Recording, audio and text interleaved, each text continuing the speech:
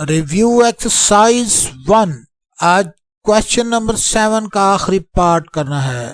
तो question number 7 part number 2 यहाँ पर हम लिख लेंगे। क्योंकि पार्ट नंबर 2 करना है तो हम पार्ट नंबर 2 एक बार फिर यहाँ लिख लेते हैं।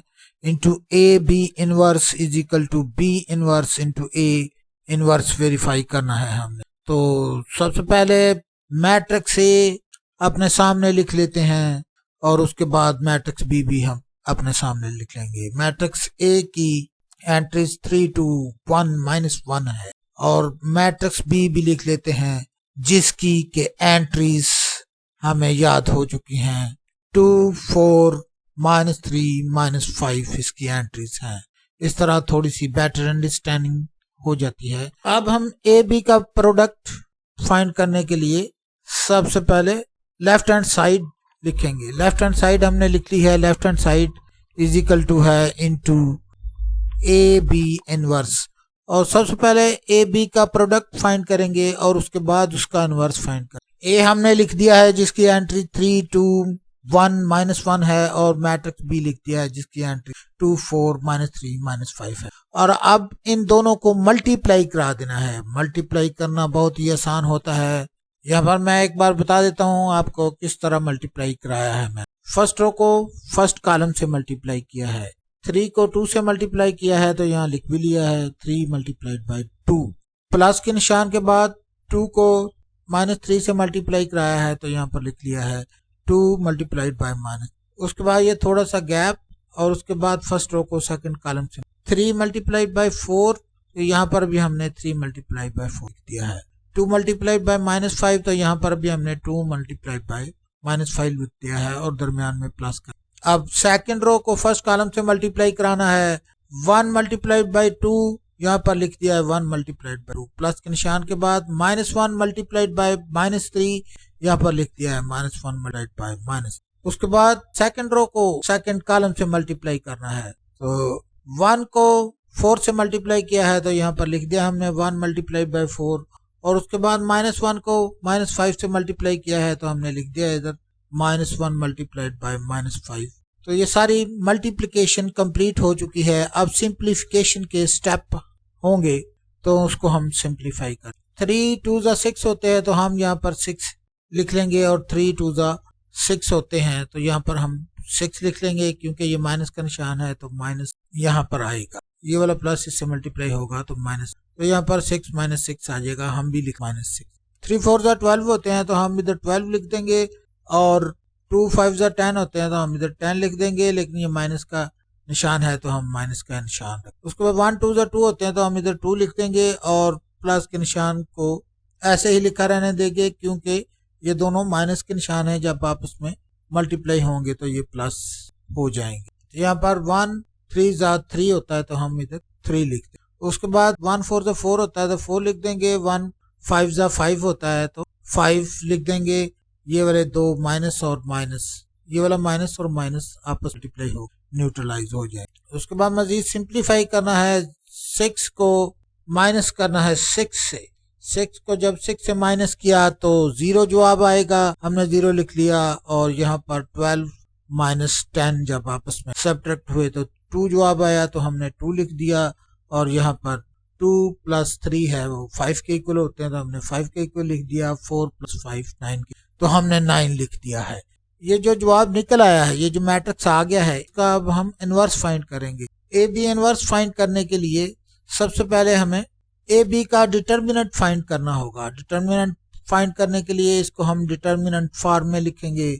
और डिटर्मिनेंट फॉर्म क्या होती है, ये दो ए मैट्रिक्स को और उसकी एंट्रीज को दो पैरेलल लाइन के अंदर फॉर्म। उसके बाद हम इसका डिटर्मिनेंट फाइंड कर लेंगे। ये वाली एंट्री इससे मल्टीप्लाई होगी और माइनस के निशान के बाद ये वाली एंट्री 9 मल्टीप्लाइड बाई 0 तो 0 के बराबर होता है तो हमने 0 लिख लिया। 5 मल्टीप्लाइड बाई 2 5 2 10 होता है तो हमने यहाँ पर 0 में से 10 माइनस किया तो माइनस का 10 आ गया जो इसका डिटर्मिनेंट है ए बी का। तो ए बी का डिटर्मिनेंट -10 है जो कि नॉन जीरो एंट्री है। तो because determinant of A B is non zero exist, इसलिए इसका इनवर्स एग्जिस्ट करता है। तो हम निकाल लेंगे। सबसे पहले हम एजॉइंट ऑफ ए बी फाइंड करेंगे। एजॉइंट ऑफ ए बी फाइंड के लिए सामने होना चाहिए मैट्रिक्स ए बी की एंड, तो वो सामने ही है, ये है मैट्रिक्स। तो क्या करते हो जॉइंट फाइंड करने के लिए, जॉइंट फाइंड करने के लिए हम ये वाले जो प्रिंसिपल डायगोनल में एंट्रीज हैं इनकी जगह को तब्दील कर दें, इसको इसकी जगह और इसकी जगह पर। और ये जो नॉन प्रिंसिपल डायगोनल में एंट्रीज हैं इनके सिंबल को चेंज कर, जहां पर प्लस है वहां पर माइनस कर, और जहां पर माइनस हो वहां पर प्लस कर देते हैं, लेकिन ये दोनों ही प्लस के हैं तो ये दोनों ही माइनस हो जाए। तो ये कर दिया है हमने चेंज, जगह भी चेंज कर दी और सिंबल भी चेंज कर, इसको इसकी जगह पर, इसको इसकी जगह पर, और ये वाला प्लस के थे दोनों है। एजॉइंट ऑफ ए भी हमारे पास आ गया है और डिटर्मिनेंट ऑफ ए भी हमारे पास है जो -10 है। अब हम इनवर्स का फार्मूला लगा के हल कर लेंगे। 1 upon determinant of A B multiplied by adjoint of A B. अब इसमें इसकी वैल्यू पुट कर देंगे, 1 अपॉन -10 आ जाएगा, ये वाला जो डिटर्मिनेंट है यहाँ पर हम लिख देंगे, और उसके बाद ये वाला एजॉइंट की वैल्यू है, इसको सारे के सारे में जिसकी एंट्रीज हैं 9, -2, -5 और 0। अब इसको फर्दर सॉल्व कर लेते हैं, ए बी के इनवर्स को फर्दर सॉल्व कर लेते हैं। ये जो बाहर 1 अपॉन -10 है अंदर वाली हर एक एंट्री से जाकर मल्टीप्लाई हो। 1 अपॉन -10 जब 9 से मल्टीप्लाई हुआ तो 9 अपॉन -10 आ गया, और जब ये -2 से मल्टीप्लाई हुआ तो -2 अपॉन -10 आ गया, और जब ये -5 के साथ मल्टीप्लाई हुआ तो -5 और जब 0 से मल्टीप्लाई हुआ तो 0 अपॉन -10। तो ये वाला हमारे पास लेफ्ट हैंड साइड की वैल्यू आ चुकी है। इसको हम ना थोड़ा सा सिंप्लीफाई करके इसको कह देंगे कि ये लेफ्ट हैंड साइड निकल आइए, और 9 अपॉन -10 तो इसी तरह ही आएगा, ये कटता नहीं है, 9 अपॉन -10, और -2 और -10 कट जाएंगे, ये वाला माइनस इससे कट जाएगा, और 2 1 2 और 2 5 10 होता है, तो हम -5 और -10 भी कट जाएंगे, ये जब माइनस और ये वाला माइनस आपस में कट जाएंगे, 5 1 5 और 5 2 10 होता है, यहाँ पर हम 1 अपॉन 0 अपॉन -10 को जब सिंप्लीफाई करेंगे तो ये 0 ही आएगा, जब इसको फिर 0 लिख देंगे, और ये हमारे पास लेफ्ट हैंड साइड आ चुकी है। इसको हम रख छोड़ेंगे और साथ इसके लिख देंगे लेफ्ट हैंड साइड, और इसको हम रख के वक्त जरूरत इसको इस्तेमाल कर। अब हम यहाँ पर बी मैट्रिक्स लिखेंगे, बी मैट्रिक्स की एंट्री सारी की सारी यहाँ पर इस मैट्रिक्स के अंदर लिखेंगे, जो कि हमें याद भी हैं, 2 4 -3 -5 इसकी एंट्रीज हैं। अब इसका डिटर्मिनेंट फाइंड करना है तो सबसे पहले इसको डिटर्मिनेंट फॉर्म में लिखें। अब हम इसका डिटर्मिनेंट फाइंड कर लेंगे। डिटर्मिनेंट फाइंड करने के लिए सबसे पहले प्रिंसिपल डायगोनल की एंट्रीज को हल करते हैं। ये वाली एंट्रीज से मल्टीप्लाई होती है तो हमने भी इधर मल्टीप्लाई कर दिया है, -5 मल्टीप्लाई बाई 2 -10 के इक्वल आ गया है, तो हमने लिख दिया है -10, और उसके बाद यहाँ पर माइनस का एक निशान आएगा, और 3 4 12 होता है, तो यहाँ पर हमने 12 लिख दिया है, लेकिन ये वाला जो माइनस का निशान फार्मूले का था उसके साथ ये वाला माइनस मल्टीप्लाई होके प्लस का निशान यहाँ पर आएगा, तो -10 + 12 आ गया है, जिसको कि हम मजीद सिंप्लीफाई करेंगे तो -10 और +12 जब आपस में सब्ट्रैक्ट होंगे तो 2 आंसर आ जाएगा। तो ये डिटर्मिनेंट ऑफ बी 2 आ गया है, क्योंकि ये नॉन जीरो है। यहाँ पर हम छोटा सा लिख भी देंगे, determinant of B is non zero, solution is exist.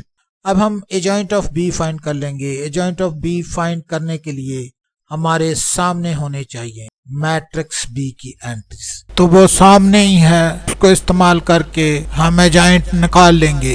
ये वाले जो प्रिंसिपल डायगोनल की एंट्रीज हैं इनकी जगह को तब्दील कर दिया जाता है, और नॉन प्रिंसिपल डायगोनल की एंट्री के साइन को तब्दील कर दिया जाता है। तो ये कर दिया है हमने, ये एजॉइंट ऑफ बी की वैल्यू आ गई है। तो अब हमारे पास एक फार्मूला होता है, वो लगा के हम बी इनवर्स फाइंड कर लेंगे। B inverse is equal to होता है 1 upon determinant of B multiplied by adjoint of B. Determinant of B हमारे सामने ही है, ये 2 है, तो यहाँ पर हम लिख लेंगे 1 upon 2 multiplied by adjoint of B की वैल्यू भी ये वाली है, जो ये वाला मैट्रिक्स सारे का सारा है। डिटर्मिनेंट ऑफ बी की वैल्यू 2 है, तो यहाँ पर हम 2 लिख लेंगे, और ये वाली सारी की सारी वैल्यू एजॉइंट ऑफ बी की है, तो यहाँ पर हम ये वाली सारी वैल्यू लिख देंगे, जिसकी एंट्री -5 -4 3, और इसको हमने लिख लिया है, और ये वाला बी इनवर्स आ गया है। अब ए इनवर्स फाइंड करने के लिए सबसे पहले मैट्रिक्स ए लिखेंगे। मैट्रिक्स ए की एंट्रीज हमें याद है, नहीं तो सवाल से भी देख के लिखी जा सकती हैं। 3 2 1 -1 है इसकी ए मैट्रिक्स की एंट्री। और उसके बाद आप डिटर्मिनेंट ऑफ ए फाइंड कर लेंगे। डिटर्मिनेंट ऑफ ए फाइंड करने के लिए डिटर्मिनेंट फॉर्म में लिखते होते हैं मैट्रिक्स ए को, और मैट्रिक्स ए की एंट्रीज को दो पैरेलल लाइन के अंदर लिख लेंगे। तो इस तरह लिखने को डिटर्मिनेंट फॉर्म कहते हैं। डिटर्मिनेंट फाइंड कर लेंगे। अब डिटर्मिनेंट किस तरह फाइंड करते हैं, ये वाला प्रिंसिपल डायगोनल को पहले हल करते हैं। ये वाली एंट्री इससे मल्टीप्लाई हो जाती है, माइनस के निशान के बाद ये वाली एंट्री इससे मल्टीप्लाई हो। -1 जब 3 से मल्टीप्लाई हुआ तो -3 आ गया, हमने लिख लिया है। और 1 जब 2 से मल्टीप्लाई हुआ तो 2 आ गया है। और ये वाला निशान माइनस का जो है वो फार्मूले का माइनस का निशान है। -3 और -2 जब आपस में सब्ट्रैक्ट होते हैं तो -5 आता है। यहाँ पर हम -5 लिख लेंगे जो कि ए का डिटर्मिनेंट होगा। तो अब हम इसको देखेंगे, ये नॉन जीरो है तो हम लिख देंगे determinant of A is non zero, therefore solution is possible या एग्जिस्ट। अब हम a joint of A find कर लेंगे। A joint of A find करने के लिए हमारे सामने होना चाहिए मैट्रिक्स ए, तो वो सामने ही है। तो क्या करते होते हैं, सबसे पहले ये वाले प्रिंसिपल डायगोनल की एंट्रीज के जगह को तब्दील कर देते हैं और नॉन प्रिंसिपल डायगोनल के एंट्री की साइन को तब्दील कर देते हैं। तो कर लेते हैं हम 3 की जगह पर -1 और -1 की जगह पर 3 कर लिया है, और 2 का साइन माइनस कर दिया है और 1 का साइन भी माइनस कर दिया है। ये वाले 2 का साइन माइनस कर दिया है, 1 का भी माइनस कर दिया है। तो इस तरह हमारे पास ये एडजॉइंट आ गया है। अब हम ए इनवर्स फाइंड करने के लिए एक फार्मूला लिखेंगे जो हमें याद है। A inverse is equal to होता है 1 upon determinant of A multiplied by adjoint of A. यहाँ पर हम इसकी वैल्यू पुट कर देंगे 1 अपॉन -5 जो ए का डिटर्मिनेंट है यहाँ पर लिख देंगे, और एडजॉइंट की ये वाली वैल्यू है सारी, इसको हम यहाँ पर लिख। तो ये इसकी एंट्रीज हैं सारी -1 -2 -1 और 3, तो ये हमने लिख दी है। अब ए और बी इनवर्स हमारे पास आ गया है। अब हम बी और ए इनवर्स का प्रोडक्ट फाइंड कर लेंगे, -4 3 2 जिसकी एंट्री, और ये वाली ए इनवर्स की वैल्यू है ये यहाँ पर 1 अपॉन -5, और ये वाली एंट्री -1 -2 -1 -3 यहाँ पर लिख देंगे। अब इसको ये वाली दो टर्म जो है इनको आपस में एक साइड पर ले जाके मल्टीप्लाई करा देंगे, 1/2 मल्टीप्लाइड बाय 1/-5, और ये वाले दो मैट्रिक्स एक दूसरे के बीच साइड लेकर इनकी भी मल्टीप्लिकेशन हम करा देंगे। फर्स्ट रो को फर्स्ट कॉलम से मल्टीप्लाई कराएंगे। इस वाली एंट्री को इससे जब मल्टीप्लाई किया तो -5 मल्टीप्लाइड बाय -1 आ गया। यहाँ पर लिख लेंगे -5 मल्टीप्लाइड बाय -1। इसको इससे मल्टीप्लाई करेंगे, -4 मल्टीप्लाइड बाय -1 यहाँ पर लिख देंगे -4 मल्टीप्लाइड बाय -1। उसके बाद फर्स्ट रो को सेकंड कॉलम से मल्टीप्लाई कराएंगे, थोड़ा सा गैप भी लिखेंगे, यहाँ पर थोड़ा सा गैप आएगा, और -5 मल्टीप्लाइड बाय 2 हम भी लिख देंगे -5 मल्टीप्लाइड बाय 2, -4 मल्टीप्लाइड बाय 3 जो कि प्लस के निशान के बाद होगा, -4 मल्टीप्लाइड बाय 3 यहाँ पर हमने लिख दिया है। उसके बाद सेकंड रो को फर्स्ट कॉलम से मल्टीप्लाई कराएंगे, 3 को -1 से मल्टीप्लाई कराएंगे, 3 मल्टीप्लाइड बाय -1 लिख दिया है हमने, और प्लस के निशान के बाद 2 को -1 से मल्टीप्लाई कराएंगे तो 2 मल्टीप्लाइड बाय -1 लिख दिया है हमने। उसके बाद ये गैप आएगा और उसके बाद 3 -2 से मल्टीप्लाई होगा, तो यहाँ पर हम लिख देंगे 3 मल्टीप्लाइड बाय -2। उसके बाद 2 3 से मल्टीप्लाई होगा प्लस के निशान के बाद, यहाँ पर हम लिख देंगे 2 मल्टीप्लाइड बाय 3, ये लिख दिया है 2 मल्टीप्लाइड बाय 3। ये मल्टीप्लिकेशन हो चुकी है। अब इसकी थोड़ी सी सिंप्लीफिकेशन करनी है। 1/-10 तो इसी तरह ही लिखा रहा, और -5 जब माइनस के 1 से मल्टीप्लाई हुआ तो 5 आ गया, -4 जब माइनस के 1 से मल्टीप्लाई हुआ तो 4 आ गया, ये भी माइनस है, ये भी माइनस है, इसलिए प्लस का 4 आया है, ये भी माइनस है, ये भी माइनस है, इसलिए प्लस का 5 आया। माइनस और माइनस प्लस हो गए, 5 2 10 होता है तो प्लस का 10 आ गया, 4 3 12 होता है, माइनस का निशान है तो माइनस का 12 आएगा, 3 1 3 होता है, ये माइनस का है इसलिए ये माइनस का 3 आएगा। 2 1 2 होता है, ये माइनस का निशान है तो माइनस का 2 आएगा। 3 2 6 होते हैं तो ये माइनस का निशान है, माइनस का 6 आएगा। 3 2 6 होते हैं, ये प्लस का निशान है तो यहाँ पर प्लस का 6 आएगा। उसके बाद ये वाली स्केलर मल्टीप्लिकेशन हो जाएगी, लेकिन उससे पहले एक स्टेप अभी बाकी है। तो मजीद सिंप्लीफिकेशन का एक स्टेप बाकी है। -1/10 ऐसे ही लिखा रहेगा। इसको मजीद सिंप्लीफाई किया गया तो 5 + 4 9 के बराबर आते हैं तो यहाँ पर 9 लिख लिया। 10 - 12 -2 के बराबर आते हैं तो यहाँ पर -2 लिख लिया। और -3 और -2 -5 के इक्वल होते हैं तो यहाँ पर हमने -5 लिख। -6 + 6 कट जाते हैं तो 0 जवाब आता है तो यहाँ पर हमने 0 लिख लिया। अब इसकी हमने स्केलर मल्टीप्लिकेशन करानी है। ये मैट्रिक्स आ गया है, ये इसके बाहर ये वाला -1/10 जो है इसकी स्केलर मल्टीप्लिकेशन करानी है। ये 1/10 हर एक एंट्री से जाकर मल्टीप्लाई हो जाएगा। -1/10 जब 9 से मल्टीप्लाई हुआ -9/10 आ गया। -1/10 जब -2 से मल्टीप्लाई हुआ तो -2/10 आ गया। और -5 जब -1/10 से मल्टीप्लाई हुआ तो -5/10 आ गया। और -1/10 जब 0 से मल्टीप्लाई हुआ तो 0/10 आ गया। तो यहाँ पर इसकी मजीद सिंप्लीफिकेशन की जाएगी और एक स्टेप हार्ड और लगेगा हमारा, और हमारा जवाब निकल आएगा। ये -9 और 10 कटते नहीं है तो -9 और 10 तो इसी तरह लिख। ये माइनस और ये माइनस आपस में मल्टीप्लाई होके प्लस हो जाएगा। तो 2 1 2 और 2 5 10 होता है तो 1/5 आ जाएगा। 5 1 5 और 5 2 10 होता है तो यहाँ पर 1/2 आ जाएगा। ये वाला माइनस आपस में मल्टीप्लाई होके प्लस हो जाएगा। और यहाँ पर ये 0/10 ये 0 के बराबर ही आएगा। और ये वाला माइनस का निशान को ये 0 खत्म कर देगा। इस 0 के साथ कोई निशान नहीं आएगा।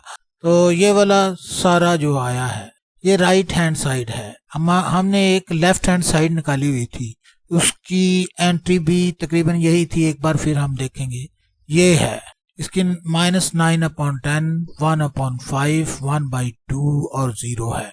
तो यही है, ये तो बिल्कुल उसके बराबर है। तो इसको हम लिख देंगे left hand side is equal to right hand side. और यहाँ पर हम लिख देंगे into AB inverse is equal to B inverse into A inverse. तो ये नीचे हम हैंड्स प्रूफ भी लिख देंगे। और ये सारी की सारी एक्सरसाइज बल्कि सारा का सारा चैप्टर नंबर 1 हल हो चुका है। और अब हम चैप्टर नंबर 2 अगली वीडियो में शुरू करें। That is all.